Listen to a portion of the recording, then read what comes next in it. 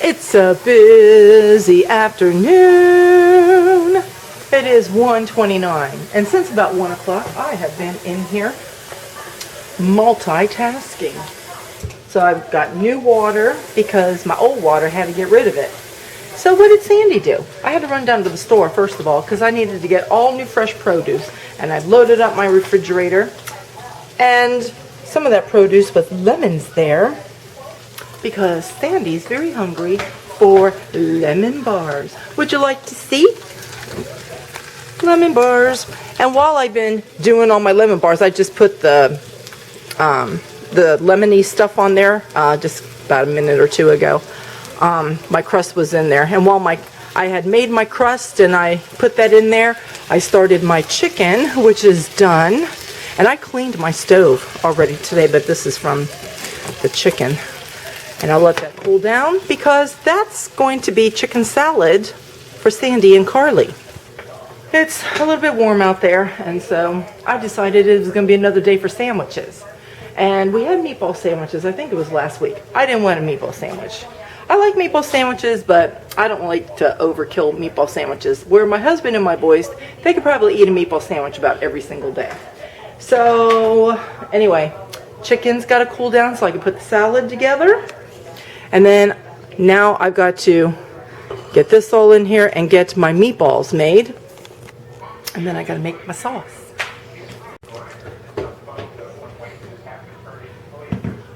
I'm really thirsty. Okay, so what have I accomplished here? Let's see. I started around 1 o'clock, I said, and it's now 3 minutes after 2. And so let me show you where I'm at. So there's my lemon bars, and I'm going to show you here what I'm doing here. And I fried all my meatballs. I had to do 2 rounds of meatballs from my pan. And I had a big pan too, but there's a lot of meatballs in there. And I did my sauce, and I've got toasted pecans there. So let's get to my chicken salad. Oh, what are you doing? What are you doing? It looked like you were going to try to go over the gate. Here. Usually when I make my chicken salad, I shred my chicken, and whether I grill it or I boil the chicken, you know, sometimes I boil it because I like to use my chicken broth like later in the week or whatever when I'm cooking. But today I just grilled, and I didn't shred. I cubed it instead. And I usually will put in an onion, but I don't put in celery. And usually I put in crushed pineapple, but today I have mandarin oranges, and how about some diced mangoes instead? That sounds good. So obviously that's too much fruit for the amount of chicken I have here. So I'm going to do half and half and save the rest, and we could just eat it for a snack. And so I'm going to put all of this in, and my toasted pecans, and then I'll just put in my normal sour cream. I do half sour cream, half mayonnaise. And I just do it to, I just put in a couple big spoonfuls at a time till I get to consistency that I want, because I don't have a set recipe, and anyway, I don't have as much chicken as I normally do when I'm making chicken salad. So anyway, but that's how I'll do it. And then I'll probably, put salt, and I got to put pepper in there. And I might put a little bit of garlic powder, because I put garlic powder in my other Hawaiian chicken salad. And this one, so it's not Hawaiian, it's a little bit more tropical, so I'm just going to call it tropical chicken salad. How fabulous does that look? I want to eat right now. But we got about 2.5 hours. The mango and the and I think it's mostly the oranges kind of break apart a little bit in there, and that's what's actually giving it the nice yellow, bright orangey. It's not orange, but like a yellow-orange color. And it looks so good, and I am so hungry. So I just put a big hunk of sour cream in there, and another big hunk of mayo, and just a tad bit more. But anyway, so I'm hungry. I want to eat, but I can't. I gotta wait till dinner. Okay, so I want to thank everybody for your very nice comments on the last video, and for those that said that they were going to be praying for me. Thank you very much. I do believe in the power of prayer. I really do. And I thank you for just your encouraging words and supporting me. And stress happens to all of us. It doesn't matter how it's coming at us, you know. And the thing is, I believe that those stressful times in our life, they are the trials that we have to go through in life. And it's those persons that learn to overcome those things. See, it just makes us stronger people. And it makes us wiser people because we're learning. Sometimes we can enter into events that are stressful, whether, like I said, whether it's coming from a person or just a situation or an event, and maybe we've not been through it before. Or, you know, we have been through it before, but here it comes again, but it's coming in a different way. Or maybe we've seen it happen to family members or friends and that sort of thing. And, you know, especially when it's happened to other people, you revert back to thinking, oh, you know, I've had some relatives that went through this, or I had a friend that went through this, and this is what they said that they did, that they got through it, and that sort of thing. And anyway, just know that stress, it comes to all of us. So anyhow, but I'm doing very well. My family's doing very well. Now, you know what I want to talk about is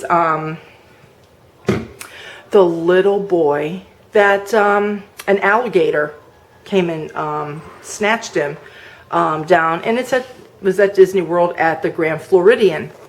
And let me just say this. And those of you that live in the southern United States, you will know what I'm talking about.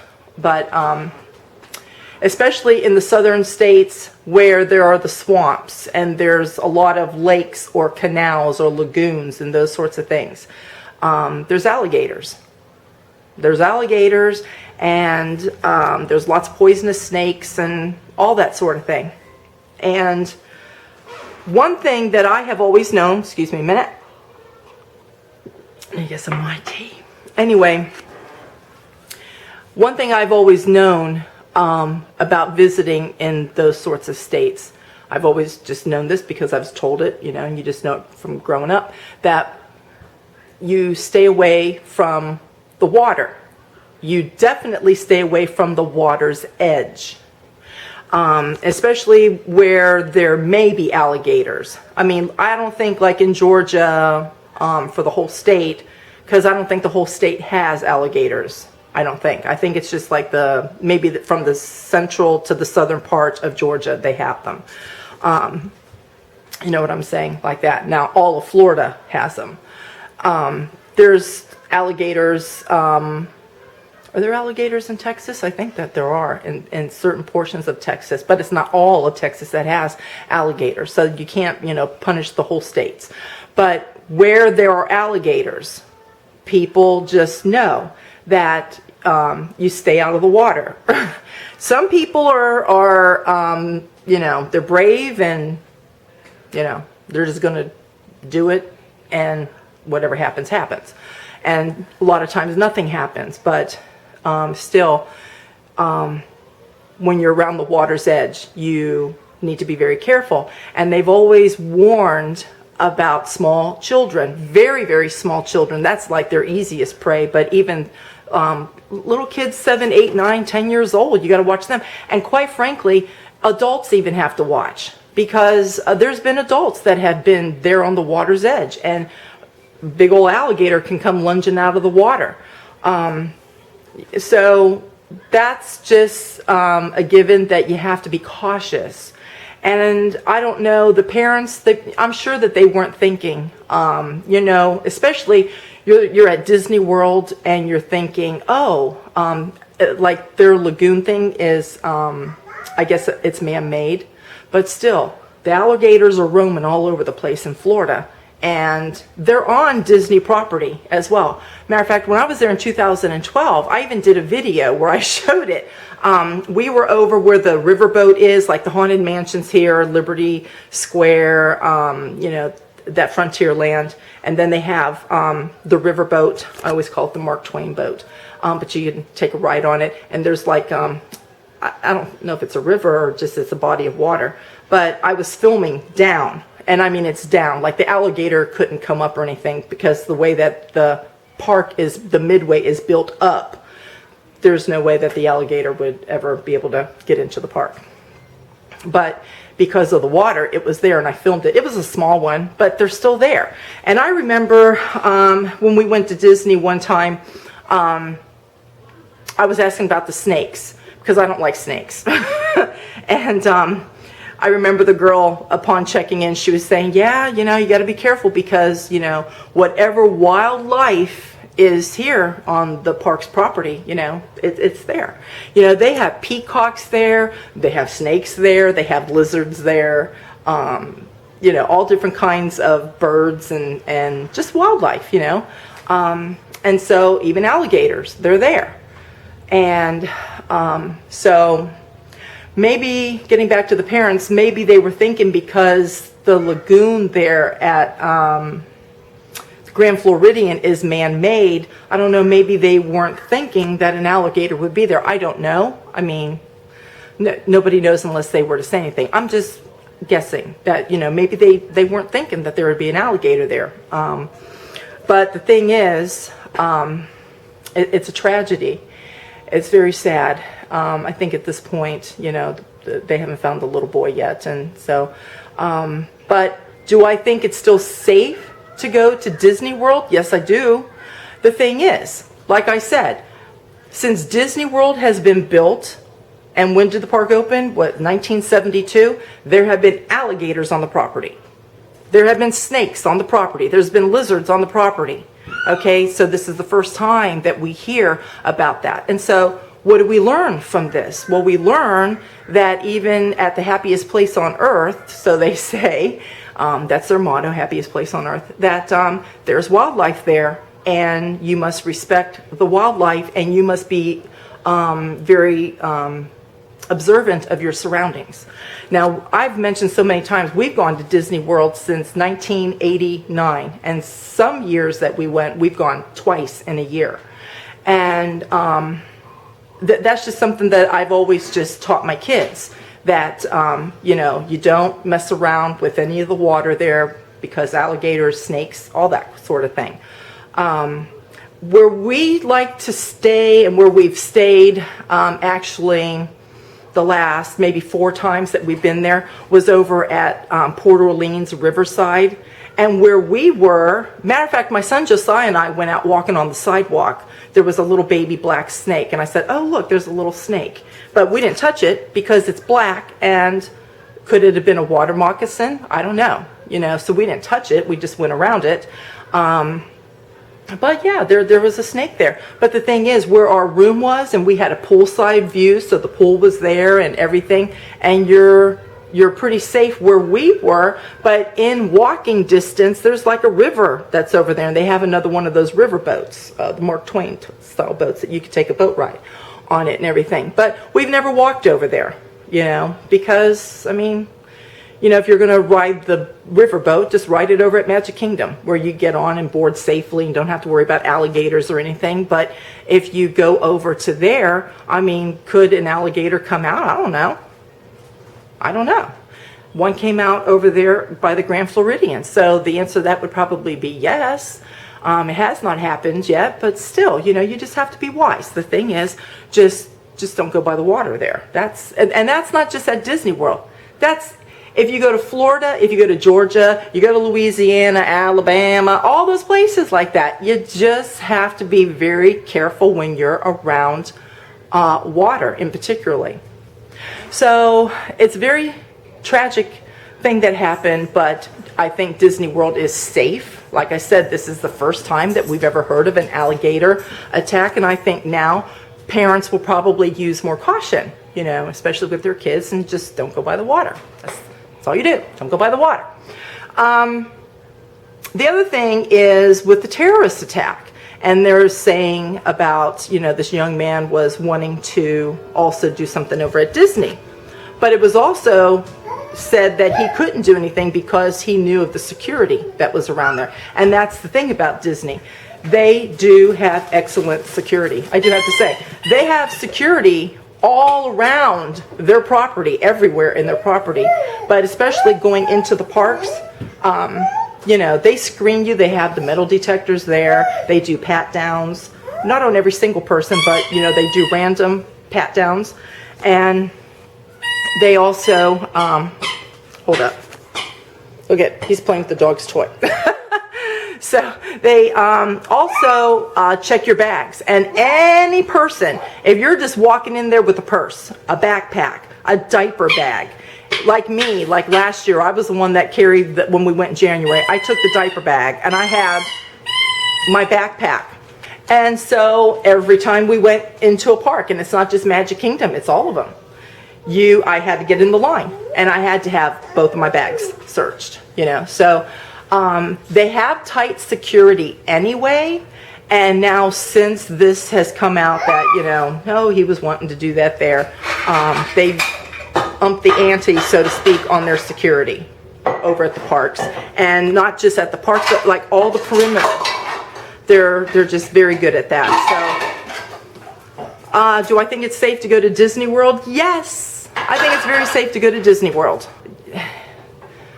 It doesn't matter whether if it was Disney World that, you know, this thing was, the guy was wanting to do something, or Busch Gardens, or Cedar Point, or Six Flags, or the beach, or over at a mall. I mean, those kinds of things can happen at malls too. They can happen anywhere where there's a lot of people.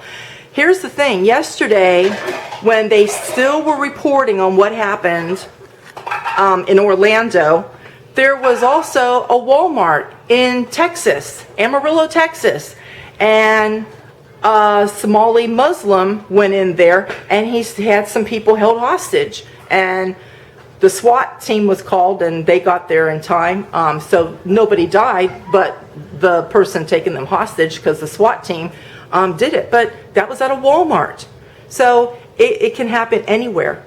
It can really happen anywhere where there's a large group of people. So the thing is, we're living in really crazy times, and it's just best that you know, everybody's just aware of their surroundings. But do I think that we have to, you know, remain in our homes and never go anywhere, never have any fun, never do anything? No. It's just that when people are out and about, everybody just needs to be aware of their surroundings. Anyway, I don't think that we need to be prisoners in our home. That's pretty basically what I'm saying by all of this. What happened in Orlando with the girl from The Voice, and she was killed. Then the shooting happened, what was it, the same night or whatever it was, or the next night. Then the alligator, just because there's been some tragedy there in Orlando does not mean that I don't think anybody should go to Orlando. I would feel very safe right now getting on a plane and going to Orlando. I would feel very safe getting on a plane, going to Orlando, going to Disney World. So anyway, that's just my 2 cents of what I think. I just think that the days are evil. There's a lot of evil in the world. Things are not getting any better. And it's just, you know, eyes forward all the time. Stay focused. Be aware of everything going on around you. And learn how to protect yourself. Learn how to be safe. When you're going into a place, when you first go into a place, look and observe where all the exits are. That's just like I was just mentioning, I'd get on a plane. What's the first thing you do when you get down and you sit in your seat, and before they take off, the stewardess come and they're showing you where all the exits are, right? So that's the first thing. You have to be aware of your surroundings. That's what I'm trying to say. Learn different ways of just being safe, and how to protect yourself and your family. And it's just called being wise. In these days that we're living, really, we need a lot of wisdom. So that's all that I can tell you. That's just my opinion. And I'm going to close the video here so it doesn't get very long. But yeah, it's been very tragic for Orlando.